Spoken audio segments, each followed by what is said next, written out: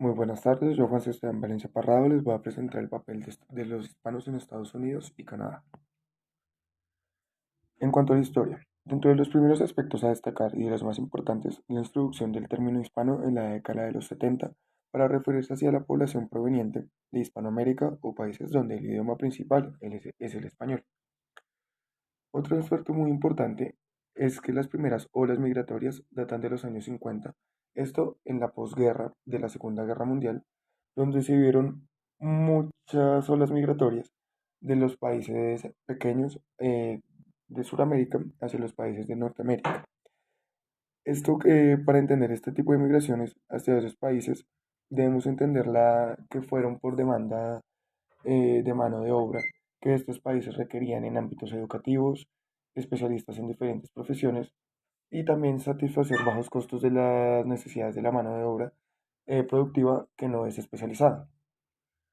A pesar de las múltiples crisis que han sufrido, por ejemplo, países como Estados Unidos, estos flujos migratorios no han desaparecido, debido a que existe un término que se puede considerar como el sueño americano, lo cual sigue siendo una meta a alcanzar por muchos de los residentes de Hispanoamérica, sueño americano que explicaremos un poco más adelante. Como tenemos acá en el lado izquierdo, en 1950, la comunidad de origen hispana tenía una población en Estados Unidos que no superaba el 1%. Este porcentaje subió al 10,2% en 1995 y al 14% en 2016, llegando a estar en la actualidad en un 18% de la población. La inmigración de Hispanoamérica a Canadá comenzó a finales de los años 50, la cual tomó más fuerza a partir de 1981. Estos son los mapas de las proporciones de los hispanos en los dos países. En la izquierda tenemos el mapa de Estados Unidos, donde se muestra la proporción de hispanos y latinoamericanos en cada uno de los condados de los 50 estados de Estados Unidos. Eh, no sé si alcanzan a ver, pero las zonas donde es más oscuras es donde la población hispana tiene una mayor representación y una mayor cantidad de personas. Como podemos analizar hacia el lado suroccidental del país, por su cercanía con México, se encuentran las zonas más oscuras y esto es debido a que por su cercanía con México y a los territorios absorbidos por Estados Unidos, dada la compra del norte de Texas, de México, lo cual es ahora es Texas, eh, se ve una representación mucho más cercana y es por la zona donde se hace la migración de parte de México hacia Estados Unidos de vía terrestre y en las zonas donde se tienden a establecer estas personas. En el lado derecho tenemos que hacia Canadá, este es también las zonas donde es más oscuro de azul,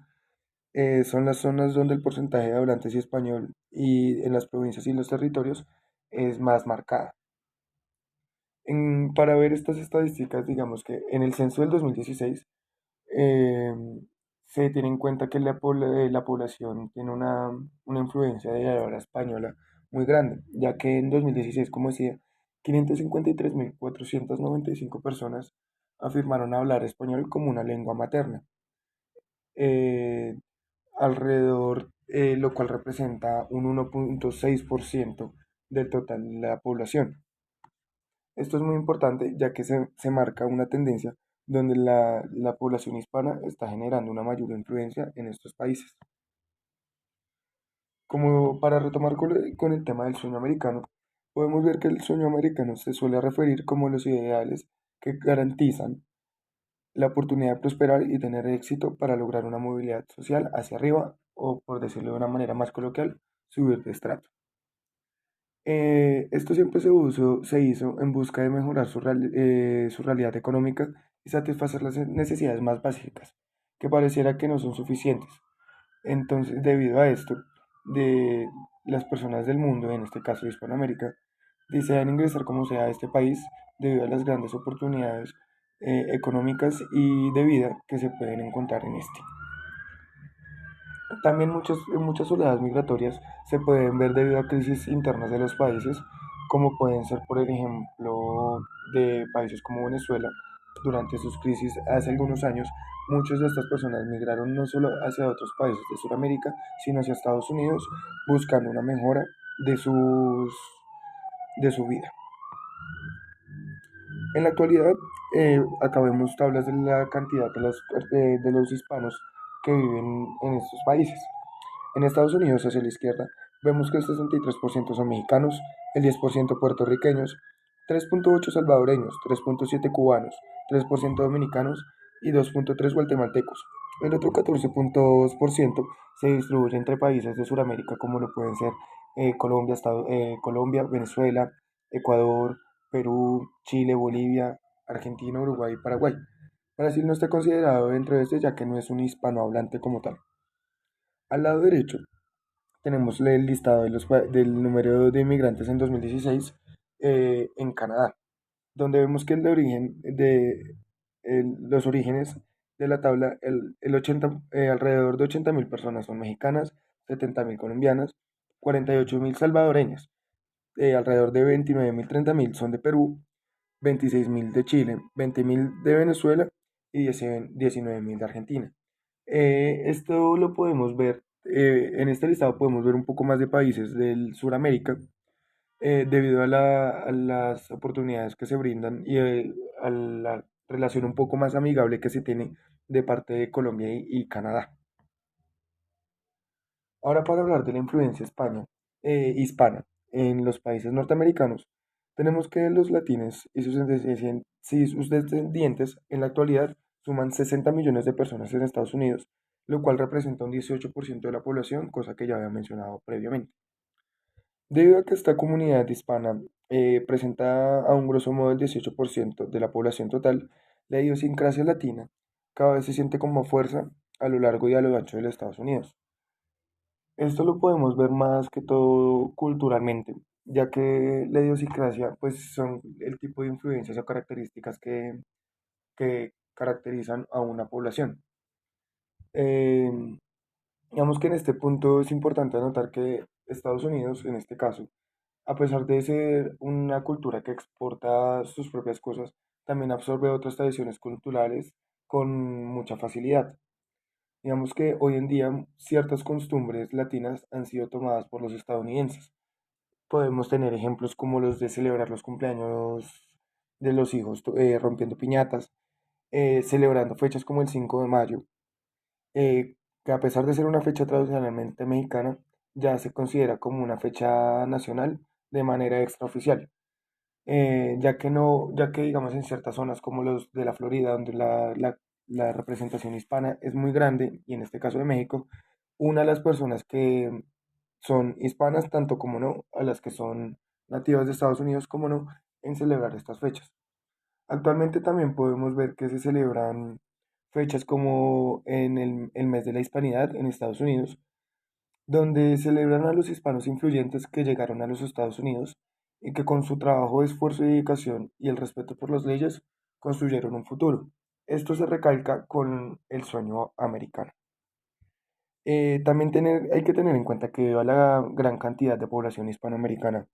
en estos dos países, tienen una gran representación y una gran importancia política para estos. Actualmente, los votantes latinos están listos para ejercer como una influencia política en los próximos comicios o las próximas elecciones de 2022 y las presidenciales de 2024. Como podemos analizar ciertos años atrás con la presidencia del señor Donald Trump,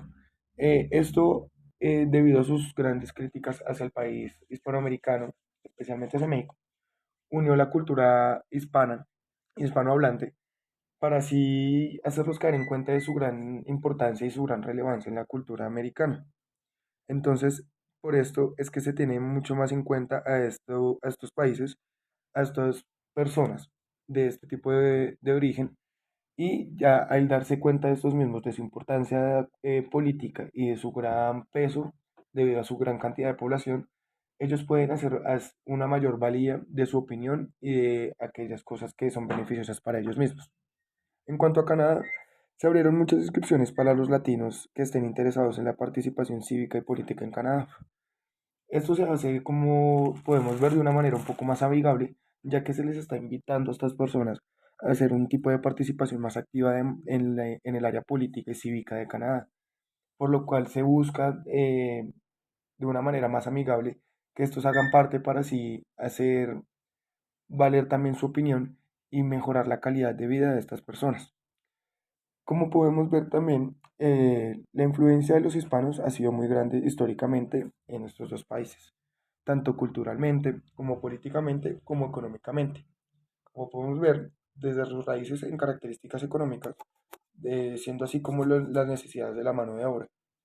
Actualmente, políticamente, debido a su gran cantidad de población, podemos recalcar que la importancia política de estos y el peso de estos tipos de personas de origen hispano es muy importante para las personas que ejercen el acto político más a futuro. Y culturalmente, sí, debido a a las nuevas tendencias de globalización en el mundo, las culturas siempre se irán mezclando, por lo cual